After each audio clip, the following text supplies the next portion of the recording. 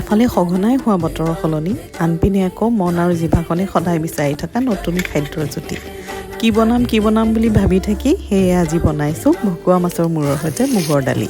প্ৰথমতে মাছখিনি নিমখ আৰু হালধিৰে মেৰিনেট কৰি 10 মিনিটৰ বাবে ৰাখি থলোঁ।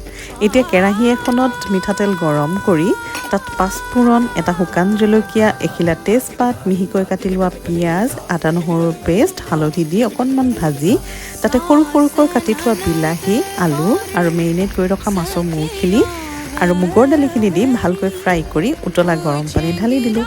মছলাৰ বাবে জিৰা, ধনিয়া আৰু জালুকৰ গুড়িও দি দিলোঁ। জ্বলা ভাৱ এটা আহিবৰ বাবে অকণমান ভোট জলকীয়াও দি দিলোঁ। দালিখিনি ভালদৰে গলি গ'লেই আমাৰ ডিছ ৰেডি।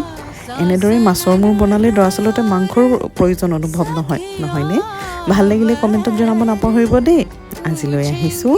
ভালে থাকক, কুশলে থাকক। ধন্যবাদ। বাই।